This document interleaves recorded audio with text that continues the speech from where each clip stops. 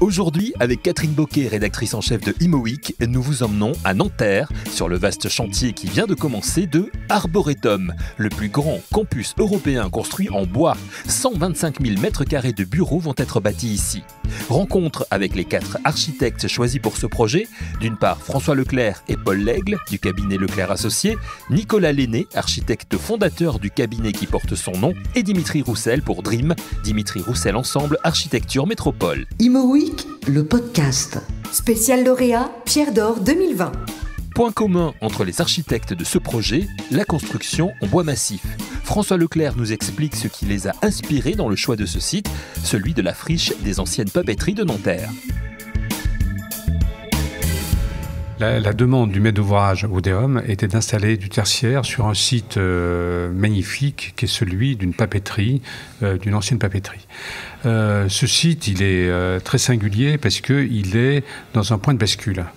Il est entre la ville constituée, c'est-à-dire celle de Nanterre, celle de l'axe historique, finalement, où c'est très construit. Finalement, c'est aussi très bien desservi, puisqu'il y a le métro, il y a le train, il y a le RER, il y a aussi un système d'infrastructure routière importante, etc., qui font que la desserte est assez évidente. Il y a une sorte de forte de construction du XXe siècle qui s'est installée là, où la défense est juste à une proximité très, très forte. Et de l'autre côté, finalement, au bord de la Seine, on est dans un espace étonnamment naturel. Parce que là, la Seine a un caractère presque sauvage. Déjà, elle n'est pas circulée sur ses rives.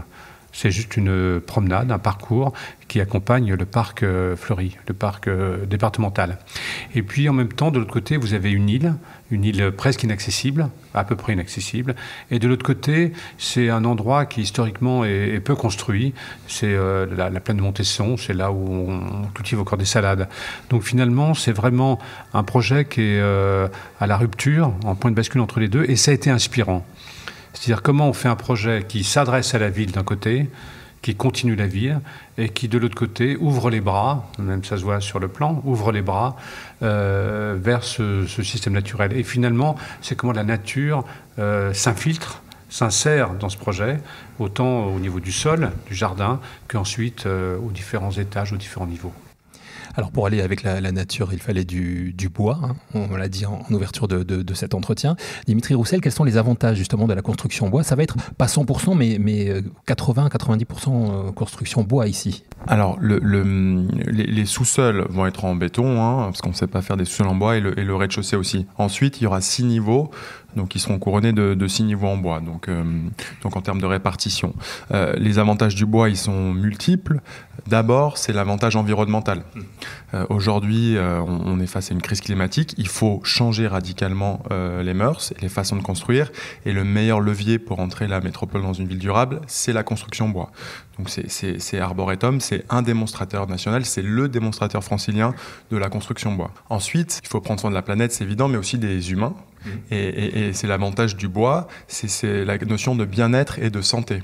Le bois, quand on l'utilise dans l'atmosphère, dans l'aménagement intérieur des bureaux, ce que permet la construction en bois massif, avec ses grands planchers, ses grands plafonds en bois massif, ça donne une sensation de confort. Et au-delà de la sensation de confort, ça permet aussi ça a été prouvé scientifiquement, de mieux se concentrer, de récupérer beaucoup plus. Et c'est aussi un matériau qui, souvent dans la construction collective, n'est pas perçu comme ça, hygiéniste. C'est-à-dire que c'est un matériau poreux qui capture les particules et qui permet donc d'assainir l'air. Et ça, c'est prouvé scientifiquement. Par exemple, aujourd'hui, face à l'enjeu du Covid, une particule de Covid va rester vivante 1 jour sur une surface en bois et elle va rester vivante 7 jours sur une surface en métal ou en plastique. Alors, ce que vous disiez également aussi, c'est que le bois a un côté sensuel. Le plus important, j'ai envie de dire, c'est que le bois, c'est avant tout un matériau chaleureux et lumineux. On le voit ici, c'est une couleur claire, ça permet de faire entrer profondément la lumière dans l'espace de travail. Et c'est aussi cette notion agréable au toucher. On a tous construit, nos architectes, des bâtiments en bois et on a toujours plaisir. On était récemment dans une opération qu'on a construite avec Nicolas à Bordeaux et on voit les occupants caresser les murs, les poteaux. Il y a quelque chose comme ça de physique avec cette matière qu'on qu'on retrouve pas dans les aménagements doublés de placo et de peinture. En fait aussi, ce qui est important pour nous, c'est que on pense que le bois est un matériau contraint et rigide. Avec Arboretum, on a montré que c'était pas le cas. On peut faire une architecture libre et bioclimatique, faite de grands débords, avec de grands espaces extérieurs. Et c'était aussi un des enjeux démonstrateurs d'Arboretum, c'est montrer que le bois a beaucoup de possibles. Et donc, par ces grandes terrasses, ces circulations à l'extérieur, ces escaliers, on veut bien faire entrer aussi dans l'inconscient collectif le fait que le bois permet beaucoup de possibles architecturales. Un site à la situation exceptionnelle, l'utilisation du bois grâce auquel tout est possible. À quoi va ressembler le campus Arboretum au final? Paul Lègle, architecte chez Leclerc Associés, nous l'explique. Le campus lui-même, c'est 9 hectares et c'est 6 hectares de jardin. Autour de ces 6 hectares de jardin, on a 5 bâtiments de bureaux, des bâtiments qui font 20 à 30 000 m², donc des gros bâtiments de bureaux, et qui du coup se redécoupent avec les terrasses et tous les usages qui vont avec, et qui s'organisent autour du coup du paysage. Donc on a 6 hectares de paysage qui viennent s'infiltrer dans chacun de ces 5 bâtiments. Du coup, les bâtiments peuvent être perçus un peu comme des pavillons au sein d'un parc de 9 à 12 hectares. Nicolas Lenné, ce projet est né avant, évidemment, la crise sanitaire. Les gens ont découvert de nouvelles façons aussi de travailler et de vivre. Est-ce que Arboretum s'inscrit totalement dans ces nouveaux usages? Arboretum s'inscrit dans ces nouveaux usages de bureaux. Parce qu'on observe depuis quelques années que les façons de travailler ont beaucoup évolué. On travaille de façon beaucoup plus horizontale aujourd'hui. On vient au bureau pour vivre une expérience, pour se réaliser et pas uniquement pour faire carrière. Et à l'heure du télétravail, je pense qu'on viendra au bureau pour rencontrer les autres, pour travailler en équipe et pour faire tout ce qu'on ne peut pas faire seul chez soi devant un écran. Le bureau, en quelque sorte, subit la concurrence des autres lieux de travail qui ont émergé. Donc on peut travailler aujourd'hui dans un café, on peut travailler chez soi, on peut travailler dans un restaurant. Il y a beaucoup d'endroits avec l'avènement de l'Internet mobile. Et donc on vient au bureau pour des raisons très précises et je pense que du coup, on a besoin de bâtiments de bureaux qui soient extrêmement agréables. Et on parle beaucoup de flexibilité aujourd'hui. C'est un lieu qui va s'adapter à cette flexibilité, justement. Oui, alors la flexibilité, elle vient du fait que les façons de travailler au sein de chaque entreprise changent énormément. Quel est le patron aujourd'hui qui peut dire, enfin le patron ou les collaborateurs d'ailleurs, qui peuvent dire ce que sera leur travail dans 5 ans? Nous, on met 3 ans à construire un bâtiment, donc ce qu'on construit aujourd'hui, sera-t-il adapté à demain? Donc le maître mot pour moi, c'est vraiment de faire des bâtiments extrêmement flexibles qui puissent s'adapter à tout type de façon de travailler, y compris des façons de travailler qu'on ne connaît pas encore. Question de Catherine Bocquet. On a l'impression que le bâtiment a été conçu pour faciliter l'échange réel. Il y a un système d'échange justement entre les différents espaces. Est-ce que vous pourriez expliquer tout ça?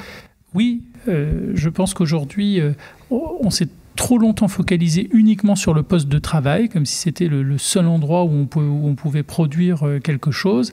Et aujourd'hui, on s'intéresse à tous les autres espaces qui sont des lieux de rencontre, qui sont des lieux dans lesquels on peut aussi travailler.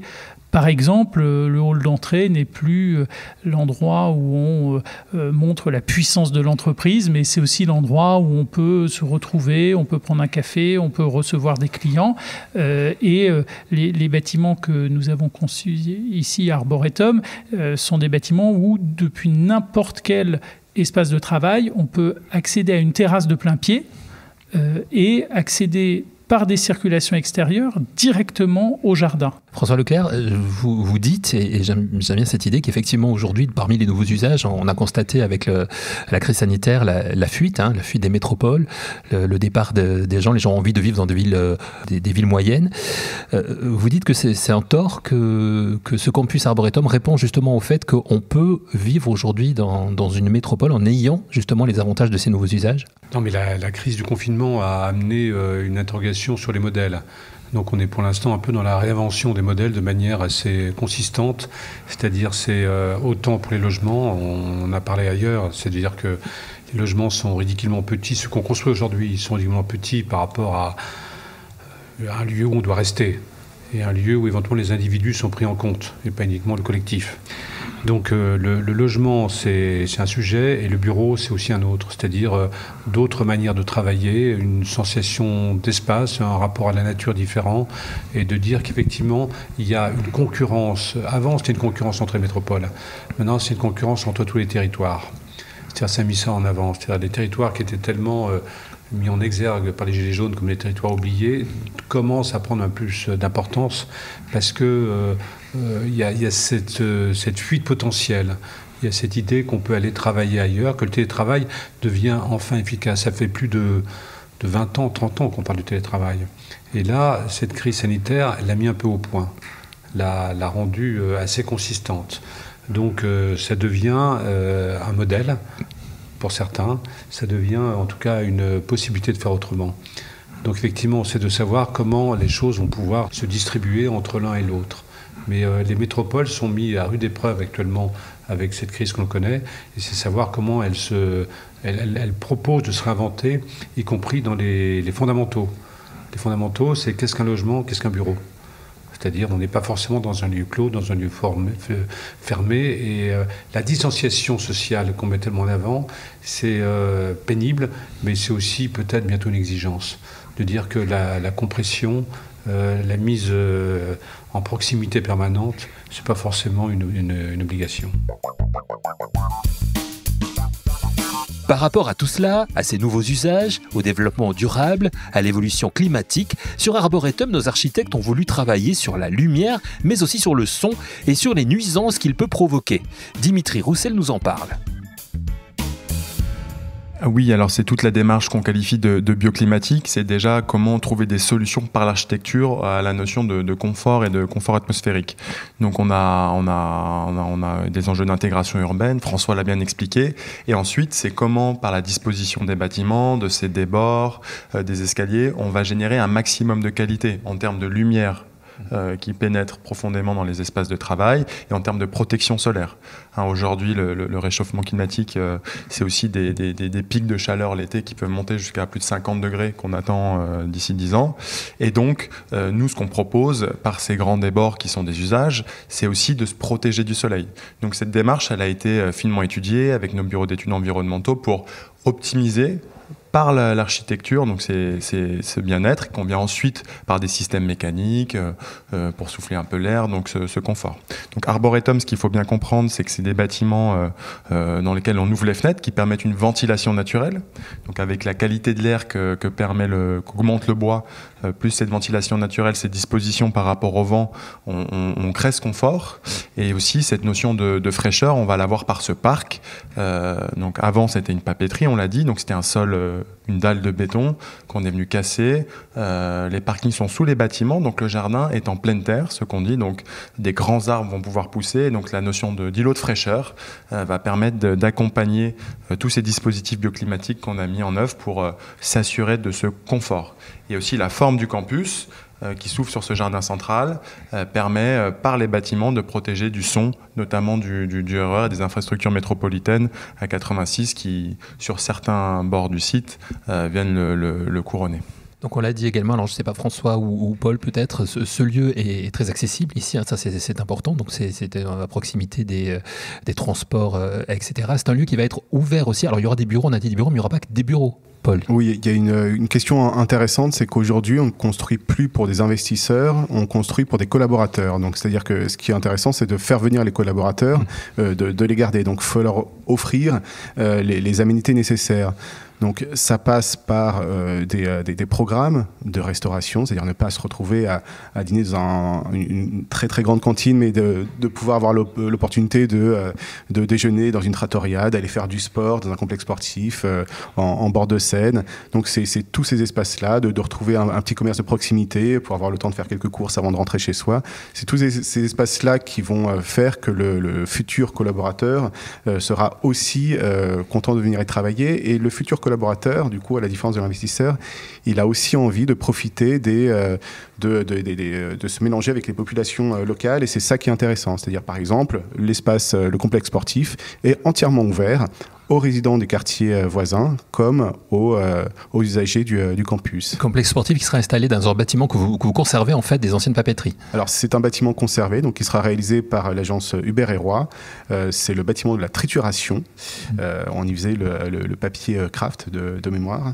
Et du coup, ce bâtiment, il est dans le parc, à cheval entre la partie privée du parc, côté bureau, et puis la partie publique, côté extension du parc des Berges de Seine. François Leclerc. Encore une chose par rapport à cette notion de bureau à réinventer. J'aime pas le mot réinventer, il a été trop utilisé. Mais pendant le XXe siècle, les gens allaient là où il y avait du boulot. Et maintenant, c'est un peu le contraire. Les Américains en parlent très bien en disant jobs follow people.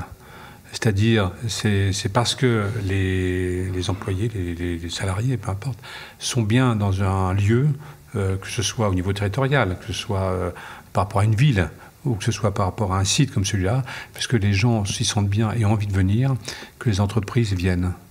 C'est-à-dire, c'est les gens qui sont installés à leur bureau, qui sont là, qui viennent, qui mènent un peu, qui donnent le là, si vous voulez. C'est plus uniquement le chef qui dit « je m'installe là et vous suivez ». C'est-à-dire, il faut inventer des lieux pour que les entreprises suivent leurs salariés, finalement, et pas le contraire. Ouais, c'est ça, on dit aujourd'hui, on veut tout à 10 minutes. 10 minutes, un quart d'heure de chez soi, son logement, son travail. Ce sera possible ici à Arboretum ? Non, mais il y a la question du transport qui est très bien ici par rapport à tous ces transports collectifs qui sont là, mais par rapport à la qualité du lieu, il faut offrir maintenant des choses un peu exceptionnelles pour que les gens s'y sentent bien et disent on a envie d'être là, on a envie de rester. Pour terminer, même si vous connaissez bien tous les quatre, 3 cabinets d'architectes qui doivent travailler ensemble sur un projet comme celui-là, c'est facile ? C'est facile parce qu'on se connaît bien et qu'on partage les mêmes valeurs. Et Nicolas ? Non, je pense que c'est aussi une caractéristique de la façon de faire les projets aujourd'hui. Sur des projets aussi importants, c'est très intéressant d'avoir des regards croisés. Et c'est vrai que nos 3 agences ont beaucoup de choses en commun, je pense, sur la façon de voir les choses. Mais un projet de cette ampleur-là, ça a été très intéressant de pouvoir le concevoir à plusieurs et de pouvoir échanger des idées et des points de vue différents. Ça aussi, c'est une nouveauté par rapport à une époque où peut-être il y avait l'idée d'un grand geste, d'une idée, de quelqu'un qui venait éclairer le monde. Aujourd'hui, on est beaucoup plus dans des façons de concevoir qui sont des échanges. 3 agences, 4 architectes, Nicolas Lenné, Dimitri Roussel, François Leclerc et Paul Lègle, un maître d'ouvrage, Oudéum, en partenariat avec BNP Real Estate, le chantier gigantesque du campus Arboretum est lancé sur le site des papeteries de Nanterre. Il sera le plus grand projet européen de bureaux en bois massif. Le chantier va durer 33 mois environ. Les bâtiments seront livrés avec 6 mois d'intervalle, le premier dans 24 mois. Merci d'avoir suivi cette émission. On se retrouve très vite pour un prochain numéro de Imo Week, le podcast. Spécial lauréat Pierre d'Or 2020.